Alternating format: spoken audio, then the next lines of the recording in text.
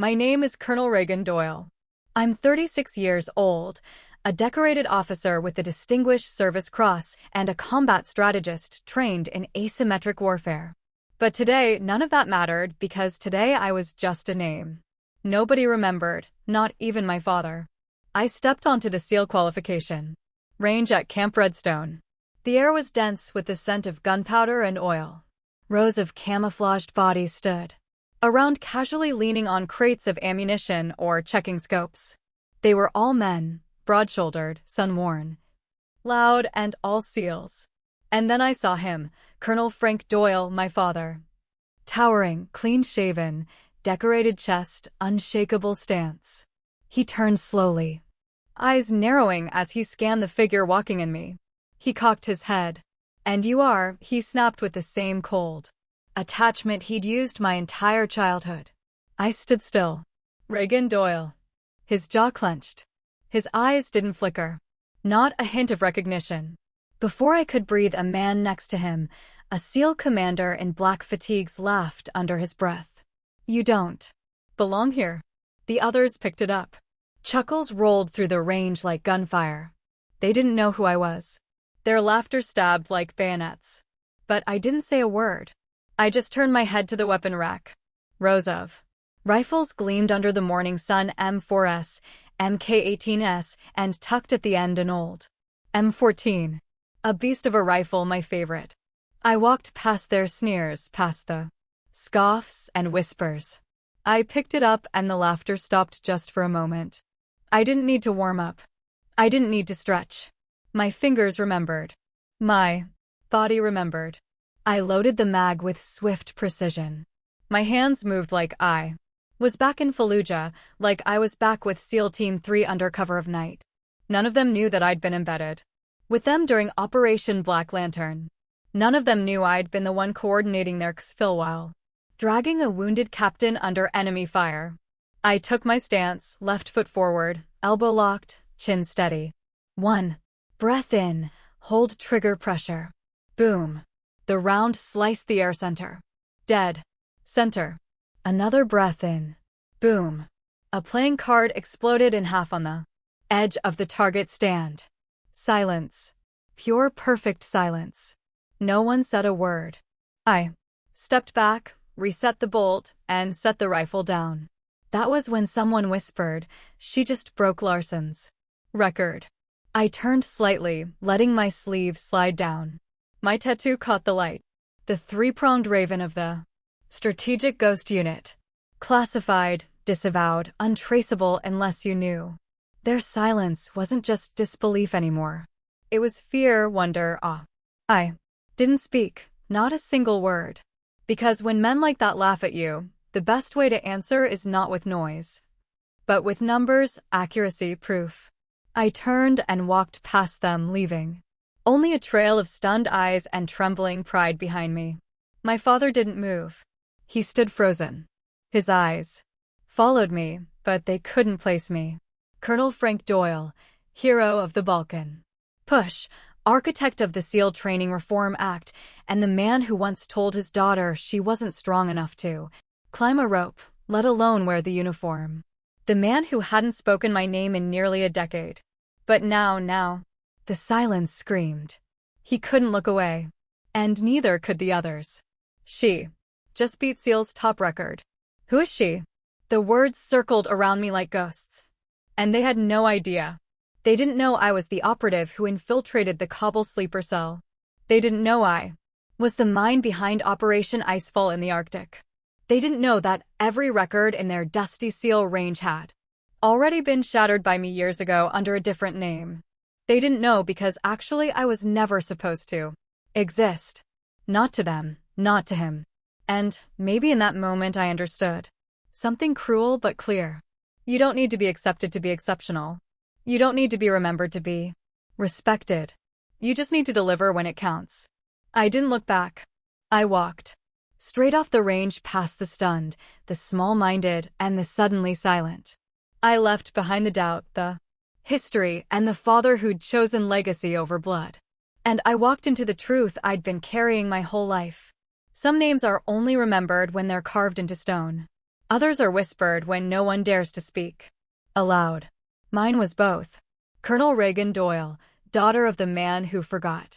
Me, breaker of every single SEAL record, and the shadow they never saw coming. I was never the chosen one. In the Doyle household, everything revolved around Connor, my older brother, the golden boy, the heir to my father's dream. Dad used to call him the next Admiral Doyle.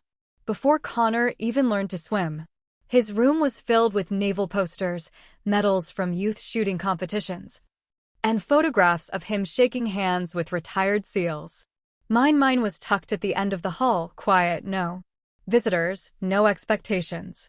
Mom was the only one who saw me, really saw me. She'd brush my hair in the kitchen and whisper, "You're the steady one, Rhea. The strong one." But when I turned 12, she got sick and fast. Within months, she was gone. After that, it was like I disappeared too. Dad buried himself in work. Connor's Annapolis prep classes became the new religion. Our dinner table became a briefing room. Discussions were no longer about family. They were about strategy, legacy, ambition. I ate in silence. I studied alone. I trained in secret. While Connor was praised for every passable test, I aced my exams and tucked the papers into drawers. When he got a participation ribbon, it went on the fridge. When I won first place in district track, no one came to the meet. I learned to stop hoping for applause or even acknowledgement.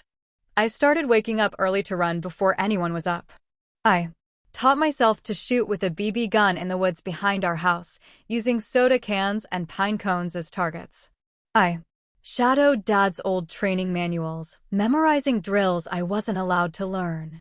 By 16, I could lift more than Connor. By 17, I'd hacked together a training regimen more brutal than his SEAL prep program. But in Dad's eyes, I was still invisible. When Connor applied to Annapolis, the entire house held its breath. He was rejected the first time, then the second, then the third. And still, Dad said, "Don't worry, son. It's political. They'll see your potential soon."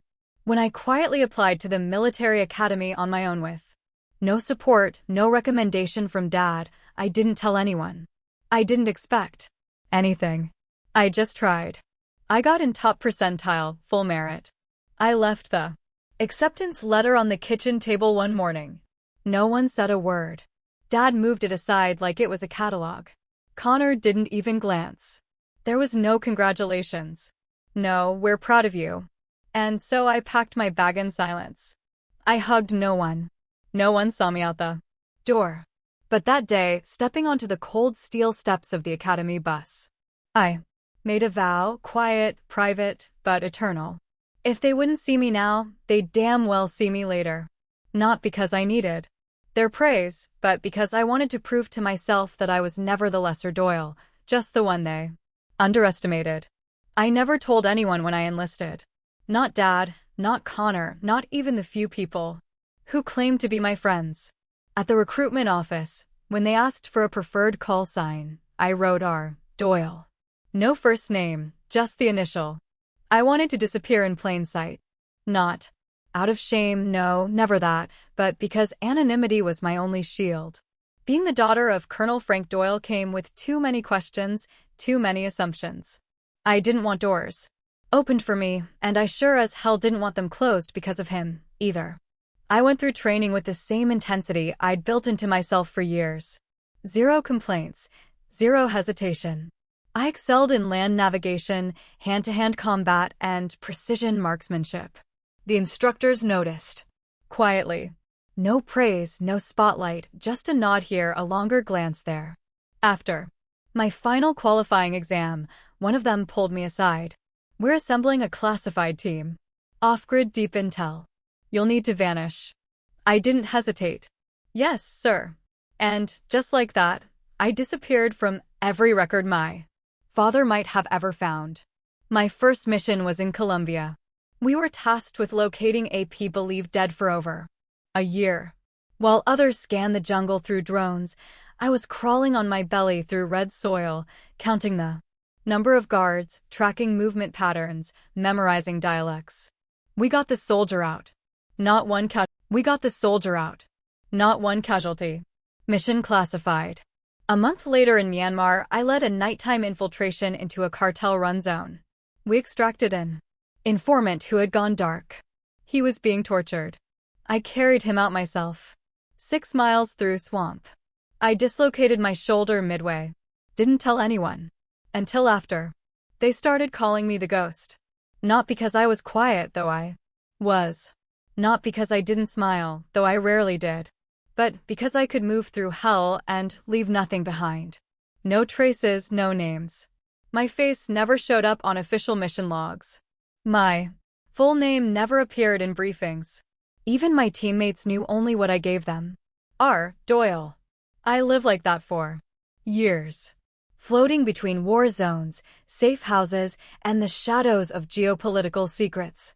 The fewer people who knew me, the safer we all were. Some nights I dreamed of calling home just once, just to say, "Dad, I'm doing something that matters." But then I'd wake up in a different country with a new directive. And that feeling would pass. Silence became a second skin. Camouflage wasn't just a uniform. It was a lifestyle. And in that silence, in that invisibility, I found a strange kind of peace. Because while Connor sat in our father's living room, still trying to prove he was worthy, I was already living the life they never imagined I could survive. And I was thriving. I never sought rank or medals. But they came anyway, quietly. Each time my name was listed as R. Doyle. Even the Distinguished Service Cross came in a sealed envelope. No ceremony, no press. That's how I wanted it. Because the moment I became visible again, everything would change, and I wasn't ready. Not yet. Let them think I was a shadow. Let them think I didn't belong. I was building something bigger than recognition. I was building a truth. Too strong to stay hidden forever. They called it a celebration of legacy. The invitation came through official channels, a formal event at the U.S. Military Academy where General Frank Doyle would be delivering a keynote on leadership, legacy, and loyalty. I had just come back from an op in northern Syria, my ribs still bruised from a rooftop fall. I could have ignored the invite, but something, maybe pride, maybe masochism, pulled me there. I wore a dark suit, civilian clothes, hair tucked tight, no ribbons, no insignia, no trace of rank, just R. Doyle blending into the crowd like always. The hall was packed. Brass glinted from the shoulders of cadets, commanders, and old generals. The press lined the back wall. The Academy's honor choir had just finished when my father stepped onto the stage. He looked the same, hard jaw, steely gaze, back straight as a flagpole. The crowd applauded. I didn't. He launched into his speech with the ease of a man used to applause. He talked about values, duty, sacrifice. He told stories from Fallujah, Ramani Kabul. I knew most of them. I'd read the after-action reports. Some I had even cross-referenced for missions of my own. Then midway through the speech, he said it. I have one child, he announced. One son, Connor, a man I raised with the values of discipline, service, and honor. I didn't blink, but my body stiffened. Around me, a few heads nodded. In admiration. Someone behind me whispered, Connor Doyle's got big boots to fill. And all I could do was breathe. Slow and silent because rage is loud, but control is lethal. One son, it wasn't a slip of the tongue. It was deliberate, rehearsed. He was rewriting the record, erasing me with clarity and pride. The same man who once scolded me for being too sensitive, who said girls didn't belong in the dirt or behind rifles, who never attended my science fairs or track meets, was now standing on a stage drenched in applause and claiming I never existed. I had fought in jungles and deserts and cities lit by mortar fire and villages scarred by cartel wars. I had pulled men out of ditches and carried their secrets through enemy lines. And yet, in his eyes, I was still nothing. Connor had never served a day. He'd washed out of Annapolis 3 times. He spent more time on LinkedIn than he ever did in a barracks. But to Dad, he was the Doyle legacy. And me, just air, silent, invisible, unworthy. I don't remember leaving the auditorium. Only the echo of that one line bouncing against my ribs. One son. Later that night, I sat in my rental car in a motel parking lot off Highway 87, still in that dark suit. My phone buzzed.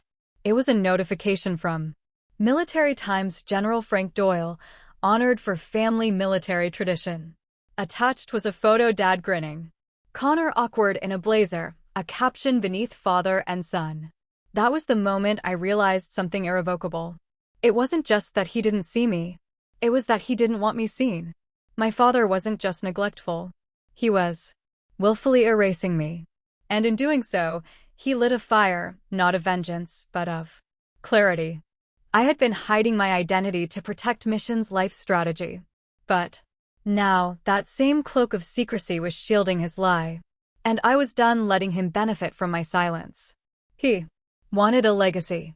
He was about to see what one looked like. Not in a staged photograph, but in truth carved out of sacrifice, grit, and everything he chose to ignore. I didn't sleep that night. After watching my father stand on that stage and erase me with a smile, I lay awake staring at the ceiling of that cheap motel room outside West Point, the buzzing neon sign flickering through the blinds. My heart was steady, my breath calm, but my mind, it was on fire. I had been silent for too long. That silence had protected Missions, yes, but it had also protected him. I didn't care about public recognition. I never had. But there was one thing I wouldn't tolerate. A legacy built on lies with my name buried beneath it. So, I made a decision. The following morning, I sat at the edge of the motel bed and opened my encrypted laptop. I typed for hours detailing every mission I had ever led. Cross-border extractions, covert hostage rescues, the destruction of a fentanyl super lab run by paramilitary mercenaries in the Afghan mountains. Each operation was listed by date, location, team involvement, and classified outcome. I attached photographic evidence, encrypted video logs, voice recordings from command briefings where my voice low, and even gave final green lights. I ended the report with one-line service history of R. Doyle, U.S. Army Intelligence Command request for Medal of Honor consideration under true identity, Colonel Reagan Doyle. Then I included one final attachment, my official military ID issued just 3 weeks earlier during a reclassification process, bearing my full name, my rank, my clearance level. There was no more hiding.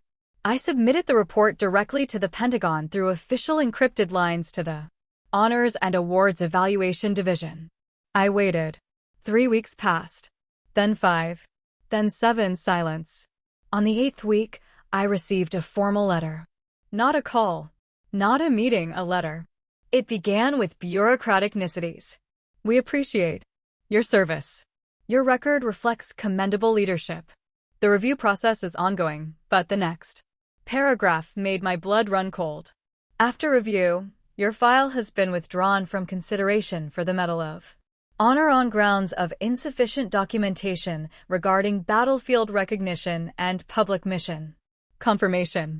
The recommendation was not endorsed by the supervising general officer, the name signed at the bottom, General Frank Doyle. My father, he had reviewed the Medal of Honor list that year, and he had chosen to strike me off. He was the supervising general officer. He had the power and he used it. He claimed that my actions were not officially acknowledged in the public record, which was true because he had helped design the very system that buried those missions. But now, even with evidence with names and footage and after-action logs, he was playing gatekeeper again. The Medal of Honor wasn't just a ribbon. It was a truth etched in bronze that said this happened. That what I'd done, what I'd survived was real. And he was denying it. He was erasing me twice. Once as a daughter, now as a soldier. And in that moment, a clarity hit me that I've never forgotten. I had nothing left to lose. Not a name, not a family, not a future. Under his shadow, only one thing remained: justice. Not revenge. I wasn't that naive. I knew how this system worked. How men like him built walls of silence around themselves, ironclad reputations that no whisper could penetrate. But this wasn't a whisper anymore. It was time to speak. I filed a formal appeal, not through the military, but through Congress. A rarely used provision allowed any service member denied award consideration to petition a joint military review board under the Defense Authorization Act. It was a long shot. No one had tried it in years, but I didn't care. I attached the entire report again, cleaner this time, with affidavit from fellow operators with satellite data with unreleased drone footage showing my silhouette moving through a hostage site under fire, dragging 3 prisoners to safety, taking a bullet in the leg, and not stopping. And I submitted one final statement typed with brutal precision. I am Colonel Reagan Doyle. I have led 27 successful Black Ops missions under the designation R. Doyle. I have bled and served with distinction. My actions were classified not to protect me, but to protect politics. I now speak because silence is no longer service. It is complicity. I request public acknowledgement, not for glory, but for the truth. Weeks passed, but this time the silence was different. It was active, restless, buzzing with pressure. A congressional staffer reached out under a private number. We've received your petition. We're initiating a bipartisan inquiry. I hung up and breathed deep and steady, not from relief, from resolve, because now it had begun. And this time, my father couldn't erase me behind closed doors. I sat at the kitchen table of my tiny apartment in Alexandria, Virginia, long after midnight. The only light came from the glow of my laptop screen, casting sharp shadows across the stacks of redacted reports, declassified intelligence packets, and congressional procedural handbooks I'd been collecting for weeks. Every page, every line was ammunition. This time, I wasn't moving through hostile terrain in Kandahar or Sinaloa. I was navigating something even more treacherous: Washington bureaucracy and military politics. But I knew how to wage war in the dark. I submitted an official petition for reconsideration of the Medal of Honor, this time through the Congressional Special Review Committee, a rarely used but legally binding route that bypassed internal Pentagon blocks. My appeal included everything: mission footage, satellite overlays, biometric data, field citations from 3 separate units, and a personal statement signed by Lieutenant General Voss, now retired, who had commanded the Southern Theater when I neutralized the Al-Hadi chemical stockpile. But that was just the beginning. With the help of a military attorney willing to risk their career, I compiled a whistleblower dossier against my father, General Frank Doyle. It documented a pattern of favoritism, personal interference in combination pipelines, and active suppression of my file under the guise of insufficient transparency. I had dates. I had signatures. I had witnesses. I had been quiet my whole career. But now I was going to speak, and I would speak through process. The petition caught fire in the back halls of Capitol Hill. Senator Carolyn Reeves, a veteran herself and a known advocate for women in the military, took interest after reading my redacted submission. She requested a private briefing. I walked into her office in full rest uniform, medals, sharp collar, high ribbons earned but unrecognized. I saluted. She didn't ask for pleasantries. She asked for truth. I gave it to her. Every mission, every omission, every block my father had put in place to keep me invisible. Her brow furrowed. She folded her hands and said, "This isn't just about a medal. It's about a system." Exactly. Within a week, she had convened a bipartisan preliminary inquiry, citing unusual suppression patterns in combination routing involving high-ranking relatives. My father was not named, but the implication was clear. I still remember the look on the clerk's face when I filed my whistleblower report at the Department of Defense Office of Inspector General. It was quiet, almost reverent. "You sure you want to go through with this, ma'am?" he asked. I nodded. I've survived worse. It wasn't personal. It wasn't about revenge. It was about record. And records, once entered into history, become legacy. The invitation arrived in a crisp manila envelope stamped with the Department of the Navy seal. It wasn't an order, but it carried the weight of one.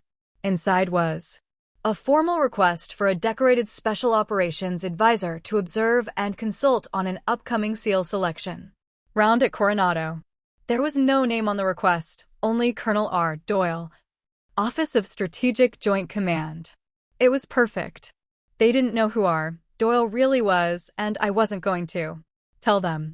When I stepped off the chopper at Naval Amphibious Base Coronado, the morning air was thick with fog and salt.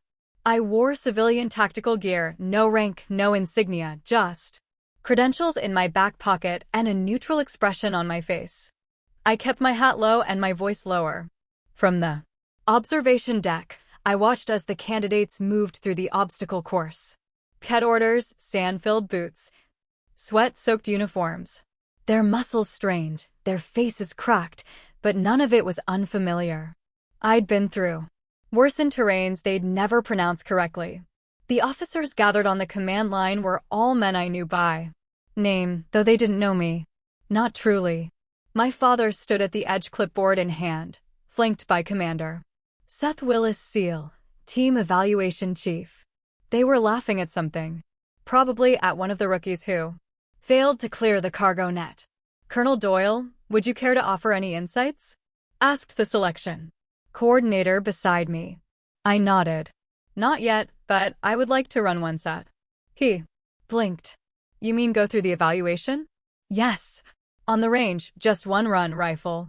Course. He hesitated. I'll check with Commander Willis. I didn't wait for permission. I moved toward the weapons table like I had done 1,000 times in my life. The M14 lay in the center, standard issue for marksmanship.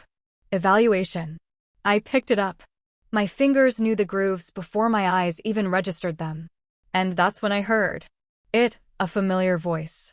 And you're my father, snapped from behind me as if sensing something off. I turned slowly. Name, asked Commander Willis. R. Doyle, I said plainly. Willis laughed. You don't belong. The line of instructors chuckled in agreement. I said nothing.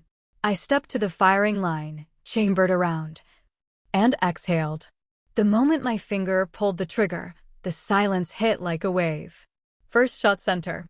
Second shot. Split a playing card taped to the target. Third dead center of a moving clay. I heard a gasp. Someone muttered. She just broke Larson's record. Then came the final shot, an off-angle ricochet that shattered too distant sensors no one had ever touched. I lowered the rifle, took 2 steps back, and set it down without a word. Someone reached for the clipboard. Commander Willis turned to my father. She just broke every record we have. My father's face pulled. I didn't look back. I didn't smile. I didn't speak. I had done what I came to do.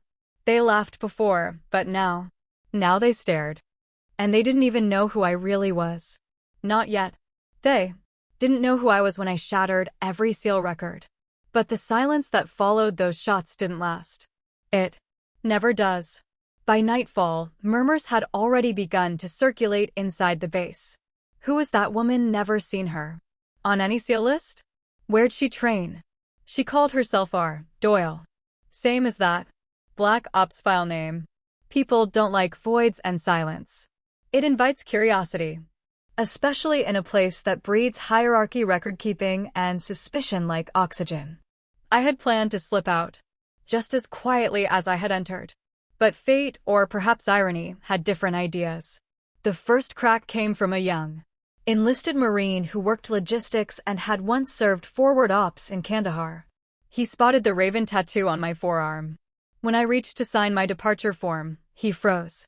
Ma'am, did you ever serve with Task Unit Delta 19? My pulse tight, but I kept my voice flat. No comment. But he had already seen too much.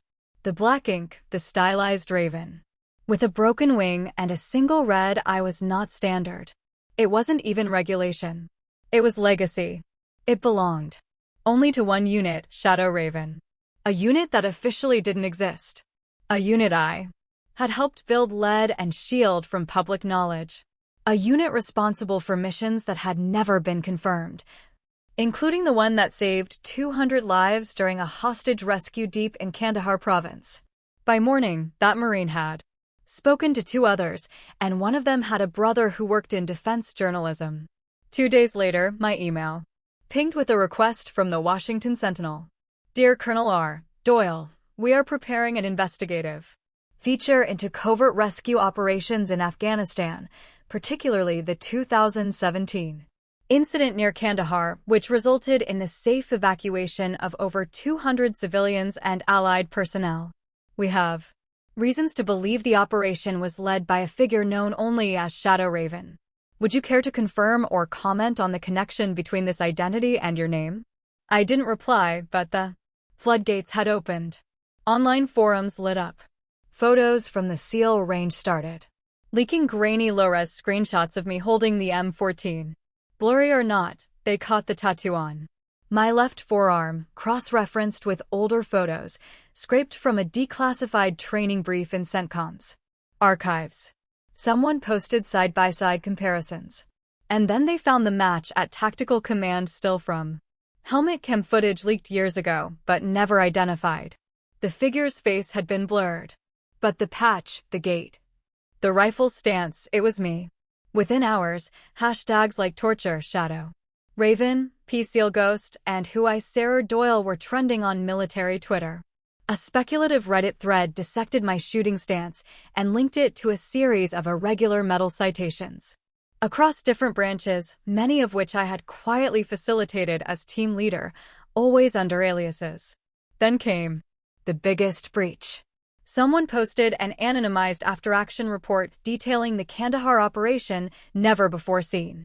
Publicly, and in the corner an embedded signature, our Doyle Commander Task Unit. Delta 19 AIM Shadow Raven. The press went into overdrive. CNN requested an interview. Fox News labeled me the real American sniper who nobody knew. Veterans groups sent thank you letters to the Pentagon. A congressman from Virginia called me a hidden hero. Finally stepping into the light. I wasn't ready. I had kept my identity secret for 2 decades for a reason. I believed in the work, not the glory. I had chosen invisibility so I could keep doing what mattered and survive it. But now the mask was slipping. And somewhere deep in D.C., my father, General Thomas Doyle, had already seen the headlines, already read the same Reddit threads, already connected the dots.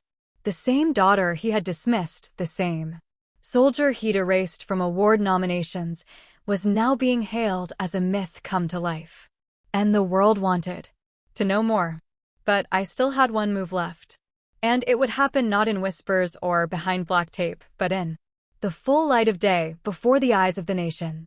Because sometimes to rewrite a legacy, you have to let the truth stand naked in the storm. I had stood in jungles and deserts, walked through enemy fire, led men and women through hell and back. But no battlefield had ever felt like this. The invitation arrived 3 weeks after the SEAL range incident went viral. It came not from the Pentagon, but the Naval Officer Training Command, a formal letter embossed with gold trim, Colonel Reagan Doyle. You are hereby invited as the guest of honor and keynote speaker at the Naval Commissioning Ceremony for the graduating class of SEAL cadets to be held at Fort Stratton Base. Your presence is requested to deliver the honor address and present the Excellence and Valor Award to the top-performing recruit. It was signed by Rear Admiral Clifton Grant, who notably had once served beside my father. I stared at the envelope for hours before deciding. If I walked onto that stage, I wouldn't just be stepping into the light. I would be confronting the shadow of a lifetime. The ceremony was scheduled for noon on a warm spring Saturday. Fort Stratton's Hall of Honors held about 500 people. Officers, graduates, journalists, and family. The broadcast would be streamed live on military networks and rebroadcast later on national television.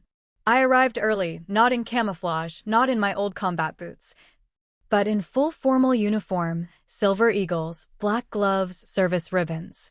Except one. The Medal of Honor still pending, still withheld. As I waited, backstage, I scanned the printed program. There it was under keynote speaker cowl. Reagan Doyle, U.S. Army. Intelligence Command Operation Shadow Raven declassified my name, my title, and at last my truth. The stage was set. with a lectern flanked by 2 SEAL honor guards. Behind it hung a massive Navy flag and the seal of the Department of Defense. I recognized a few faces in the front rows, brass from every branch advisors, even a former defense secretary. And there, 3 rows back in his full dress uniform, was my father, General Thomas Doyle, flanked by my brother Connor in a freshly pressed lieutenant's coat. Neither of them knew. The MC's voice echoed from the podium, clean and practiced. And now, to deliver our keynote address and present the Valor Award, please welcome Colonel Reagan Doyle. The name rang out like gunfire in a quiet room. My father's shoulders stiffened. Connor blinked, confused. I stepped out from behind the curtain. Silence, complete and profound. One officer's pen dropped. Someone near the back gasped. A reporter's camera clicked once, then again, as if no one could believe what they were seeing. I walked with measured steps to the podium. My boots didn't echo. They landed like hammers on the legacy they had denied me. I glanced toward my father. His jaw was clenched, his knuckles white around the program booklet. His face drained of color. Connor's eyes flickered with recognition and shame. I cleared my throat. My voice when it came was steady, unshaken. Good afternoon. I am Colonel Reagan Doyle. For over 20 years, I served in operations too classified to name. I led missions that left no signatures, saved lives without parades, and honored my oath when no cameras were watching. I am the daughter of General Thomas Doyle. Gasps. Audible. I let that truth settle like dust over a war-torn field. I was also the commander of Task Unit Delta 19, C-named Shadow Raven. You didn't know because I wasn't meant to be known. That was the price of protecting others. A price I paid alone. The audience was frozen, locked in a collective state of disbelief. My name was scrubbed from citations, my deeds attributed to ghosts. And when I submitted my Medal of Honor nomination, I learned that my own father struck it down. I didn't flinch. I didn't shout. The weight of those words did the work. For me, this ceremony isn't about revenge. It's about truth. About the quiet soldiers, the silent leaders, the daughters who rose when no one believed they could, and the ones who kept rising even after being erased. I turned to the recipient of the Valor Award, a young woman barely 22, standing at attention with sweat on her brow and tears at the edge of her composure. Ensign Hope Keller, you exemplify what we protect. Courage without ego, leadership without applause. Wear this medal not because it makes you a hero, but because you already are one. Applause broke like a thunderstorm. I handed her the award, saluted, and stepped back. And for a moment, I let my eyes meet my father's. He didn't blink, didn't smile, but for the first time in my life, he didn't look through me. He saw me, and it burned him. I never imagined the moment would look like this. The Pentagon's rotunda was filled to the brim, rows of high-ranking officers, civilian dignitaries, decorated veterans, and media personnel. They had gathered for one reason: to witness the presentation of the Medal of Honor to a soldier known only through classified files and redacted briefings. For most of them, R. Doyle was a code name, a mystery, a myth wrapped in encrypted reports until now. I stood in the green room minutes before the ceremony began. I adjusted the collar of my uniform, my ribbons neatly aligned, my boots polished to a mirror shine. My hands were steady, my heart was not. Outside, the announcer's voice filled the hall. Today, we honor a soldier who served in silence. A tactician, a leader, a woman whose actions saved hundreds and inspired thousands, yet whose name until recently remained unknown. Please welcome Colonel Reagan Doyle. There it was, my name spoken publicly, clearly, without hesitation. I took a breath, then walked. The doors opened, light poured in, and every eye turned to me. I moved through the center aisle, past generals with chest full of medals, past men who had commanded wars. And yet it was my steps, measured, deliberate, that felt like they shook the marble beneath. I mounted the stairs, turned to face them, and then I said the words I had waited my entire life to say. My name is Colonel Reagan Doyle, and I am the daughter of General Thomas Doyle. Gasps cut through the room like shrapnel. I let it land.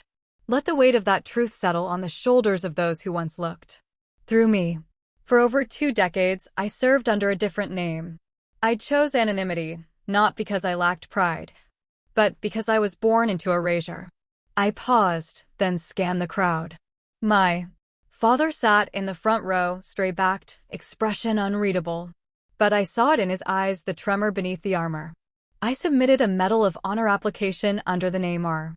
Doyle, complete with confirmation of identity and eyewitness reports. It was denied by a man who has denied me my entire life. I looked directly at him now. I didn't waver. I didn't flinch. But today, that ends. I am no longer invisible.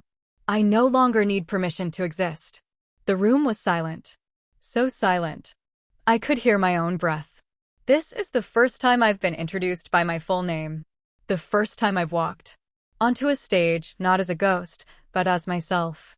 I reached toward the velvet box on the podium, opened it, and saw the Medal of Honor bright, still silent. The MC stepped forward to officially bestow the medal. I stopped him with a glance. With respect, sir, I'd like to do this part myself. I kept the medal in my hands, held it up for all to see. This is not just for me. This is for every woman who was told to be quiet. Every daughter who fought twice as hard for half the recognition. Every soldier whose truth was inconvenient. The applause started as a ripple tentative. Unsure. Then it swelled. Hands clapped. Feet stomped. And finally someone rose. To their feet. Then another and another until the entire rotunda stood. I lifted the medal higher. My hand didn't shake. This is who I am. Not because I asked for acknowledgement, but because I earned it. I didn't cry. I didn't yell. I smiled. And for the first time in my life, I felt seen in that sea of uniforms and polished brass amid the echoes of cheers. I caught sight of my brother Connor. He wasn't clapping, but he was crying. And my father. He remained seated, but he lowered his head. And that was enough. The morning after the ceremony, my name was everywhere. Shadow Raven Unmasked, the hero in Black Ops is Colonel Reagan Doyle. That was the headline plastered across every major paper, every military blog, every defense-focused news segment. My photo taken mid-salute with the Medal of Honor still around my neck spread faster than any mission report I'd ever filed. They finally saw me, but not everyone liked what they saw. I was invited to a dozen interviews. CNN, Stars and Stripes, the Military Times. They all wanted the same thing, the face behind the ghost, the woman who had commanded Black Ops missions in silence for years, only to reveal herself on the most public stage imaginable. For the first time, I was referred to by name. Not sir, not Commander Shadow, not the unknown Colonel Reagan Doyle. But for every voice that celebrated me, another one questioned my motives. One anonymous article from a retired colonel read, "Heroism doesn't require a stage. If she served in silence for 2 decades, why seek recognition now? Feels like a vendetta disguised as valor." Another broadcast hinted was the medal awarded for service or spectacle. It stung, not because I needed their approval, but because their words echoed the very culture that had made me hide. In the first place, my inbox was flooded.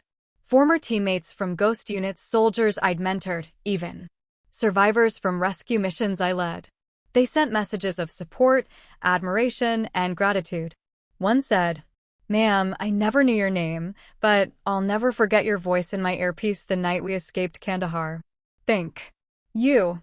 And yet inside the Pentagon, whispers grew louder. Some questioned the legality of my declassified reports. Some hinted that by filing formal accusations against my father, I damaged the chain of command. A few outright claimed I had shamed the institution. But I didn't flinch because what they called shame, I called sunlight. I knew there would be consequences.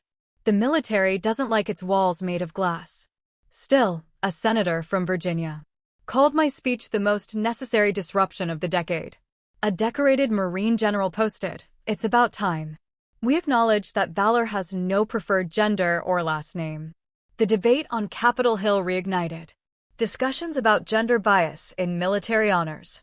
A subcommittee was formed to investigate all Medal of Honor nominations denied due to insufficient public merit. Suddenly, it wasn't just about me. It was about every soldier, like me, who had been overlooked. But while the world buzzed outside, I was still navigating the silence of my own family. Connor didn't reach out. Not a call, not a message. And my father, he remained publicly silent. But I heard from someone inside his office that he'd cleared his schedule for 2 days, locked the door, spoke to no one. Let them sit with it. Let them all sit with it. I had spent a lifetime swallowing silence so others could remain comfortable in their power. Now it was their turn to sit in the discomfort of truth. Still, I reminded myself I didn't do this to destroy anyone.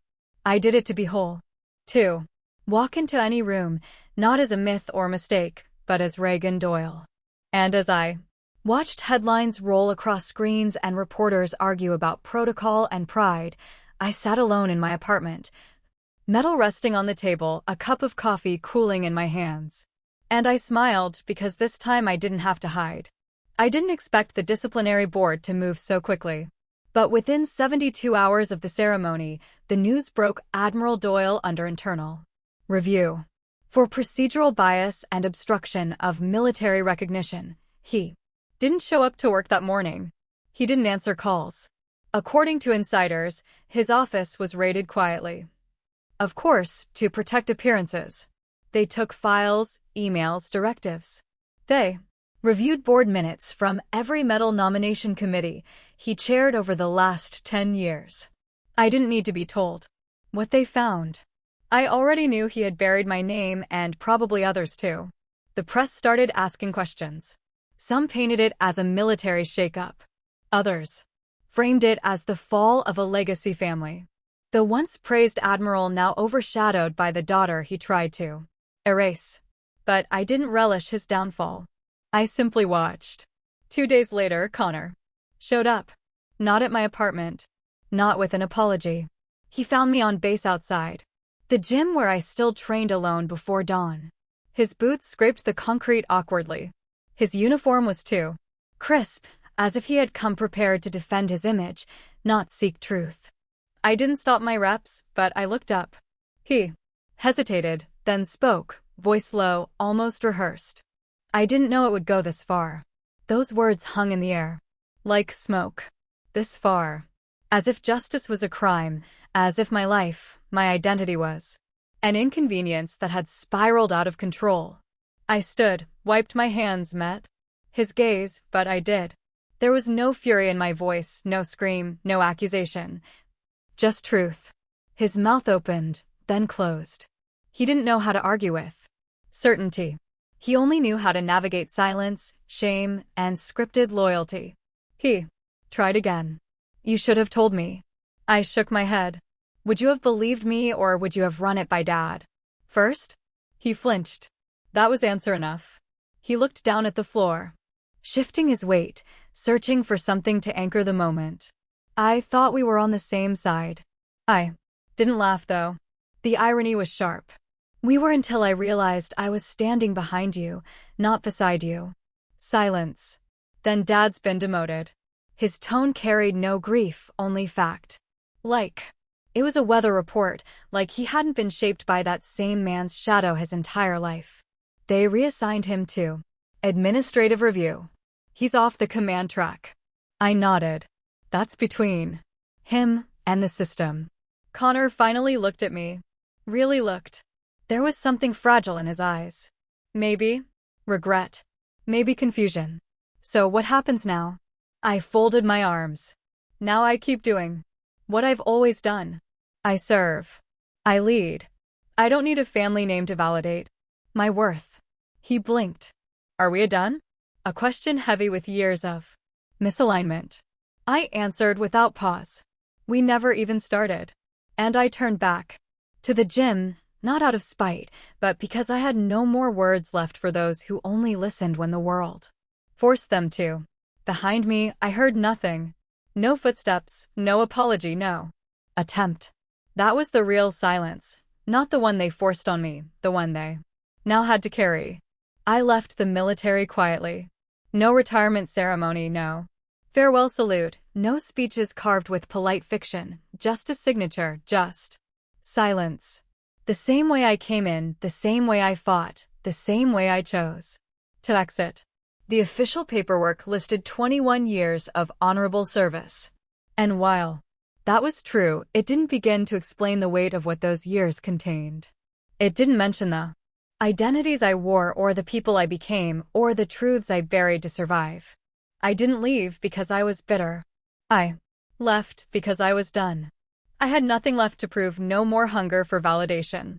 No lingering need for the approval of a structure that had once erased me willingly or blindly. What they gave me in the end of metal. Applause headlines could never undo what had been denied. But I never wanted retribution. I wanted release. I didn't announce my retirement to the press. There were requests, interviews, profiles, documentaries. People wanted the real story of Shadow Raven. They wanted footage, a feature, and name to associate with every operation I'd led. In silence. But I declined. I didn't want to be remembered for what I did in secret. I wanted to build something in the open. 3 months after I stepped down, I opened the Doyle Center for Veteran Women. Not in DC, not in Manhattan, not near any power hub. I chose Colorado. Quiet mountains. Resilient forests, unpretentious people. The kind of place where healing feels less like a statement and more like a breath. The center wasn't just a facility. It was a lifeline for women like me. For those who wore uniforms in war and came home to invisibility, we provided tactical retraining, mental health care, legal advocacy, and more. Importantly, space. Space to speak without judgment, space to cry without shame, space to lead again, this time on our own terms. I didn't put my name on the building, just the mission built for those who fought without applause. Some of the women who walked through our doors didn't know who I was. Others had pieced it together. They'd whisper, "Is that her?" But they never asked directly.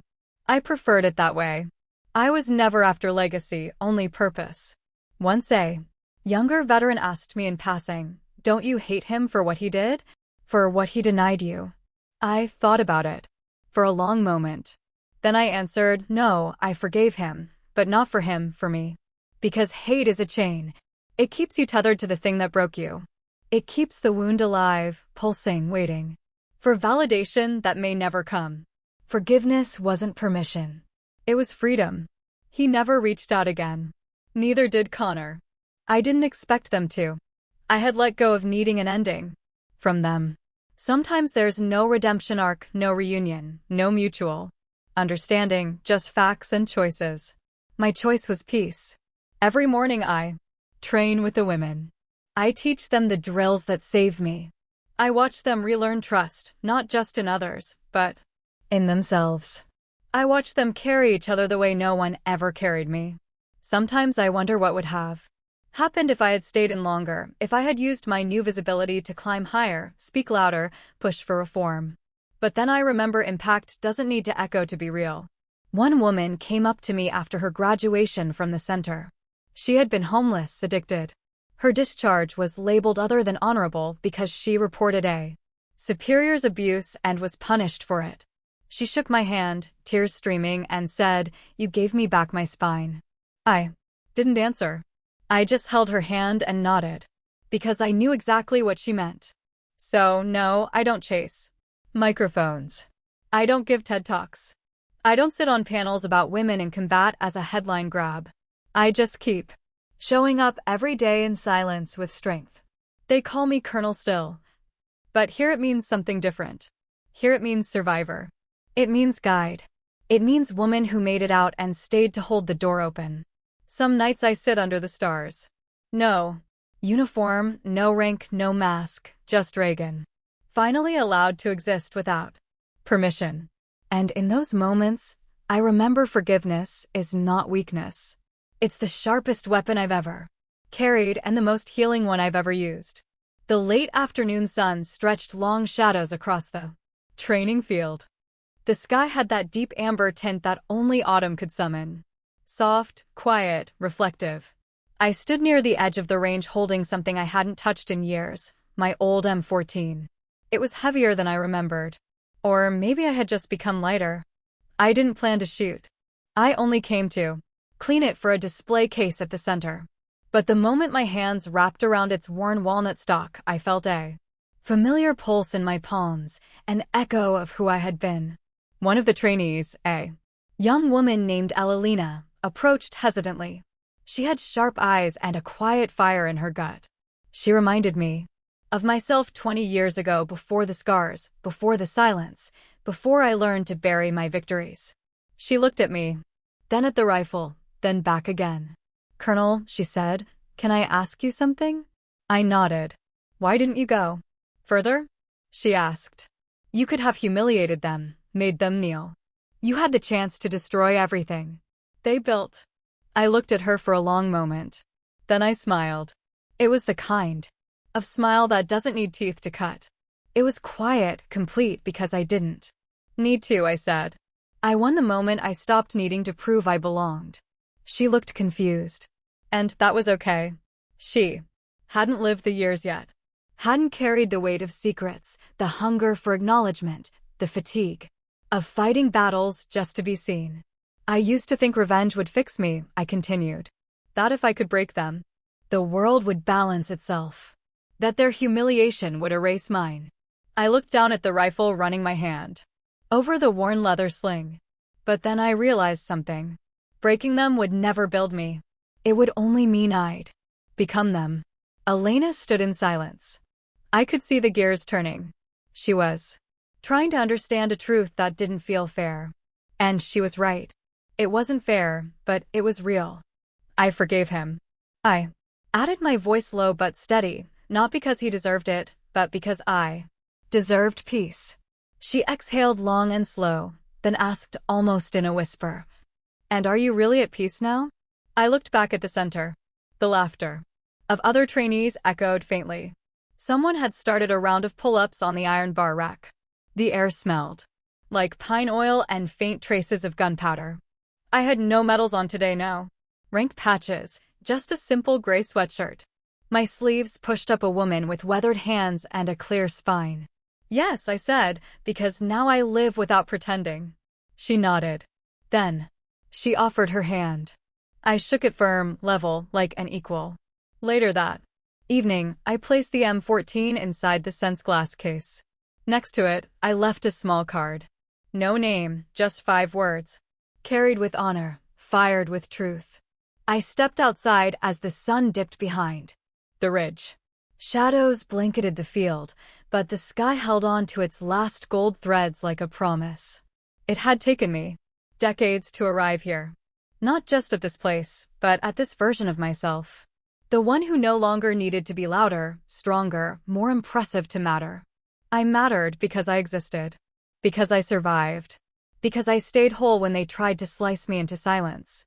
And now I was free. Truly free. Not because they gave me anything, but because they no longer had anything I needed. Before I walked away, I turned back to the field once more.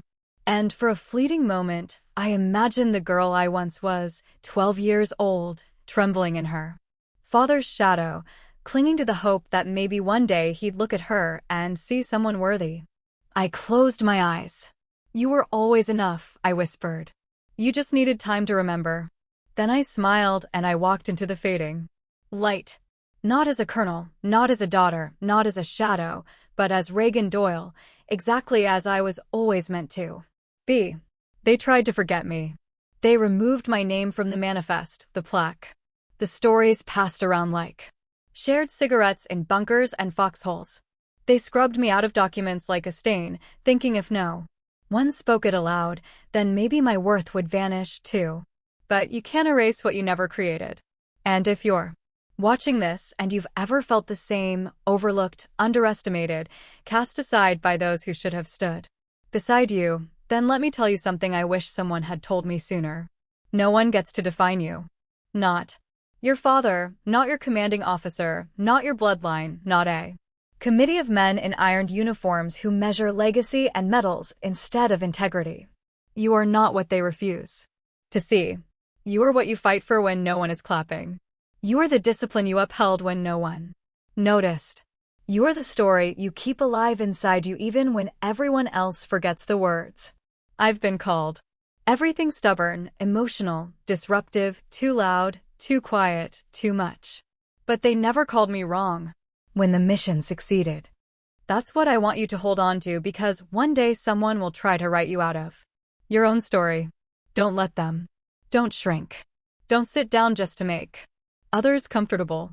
And if the only place you're recognized is in the mirror, stand a little taller. That reflection deserves your respect. My father once told me that forgiveness was weakness. That letting go meant surrendering to the people who tried to break you. He was wrong. Forgiveness is not a pardon for others. It's a gift you give yourself so you can walk away without dragging their chains behind you. I was denied a childhood. I was denied recognition. I was denied the warmth of family. But the one thing they couldn't take from me was my choice to end the war inside my own body. If you've ever been betrayed by someone you trusted, someone who was supposed to protect you, believe in you, raise you into your worth, I need you to hear me now. You are not alone and you are not broken. You may carry bruises, but you are not the damage. You may carry memories, but you are not the pain. And you do not owe your silence to people who have never earned your voice. Speak, right, stand. Even if your voice trembles, even if the room goes quiet, even if the ones who hurt you are in that room. Because when I finally spoke, the world didn't explode. It paused. And in that pause, I became visible. Forgiveness didn't make me weaker. It freed me. That's why I built a life where I no longer need to fight just to breathe. I built a space for women like me. Women who served, who sacrificed, who returned home without applause. We train, we heal, we laugh, we remember. And when the time comes, we rise again. I carry the same tattoo I had before they knew my name. The same mark that showed up on satellite images and intelligence briefings long before anyone connected it to a woman named Reagan Doyle. A raven wings spread carved into my skin. Not for glory, not for revenge, but as a reminder, you can forget my name. You can question my place, but you will never deny what I've done. Before we say goodbye, I'd love to ask, where are you watching from tonight? Are you on your porch letting the breeze remind you you're alive, or curled in bed, searching for voices that still believe in courage? Tell me in the comments. I read every single one. If this story reached something quiet inside, you consider subscribing. Not just for more stories like this, but for a community that believes in truth, in healing, in reclaiming what was taken. Thank you for spending your time with me. Wherever you are, I hope this story stays with you. And if no one has told you lately, you matter. You are not invisible. And you are never too late to begin again. Sometimes the miracle isn't loud. It waits for you just as you are. Until next time, this is Colonel Reagan Doyle, and this was never just my story.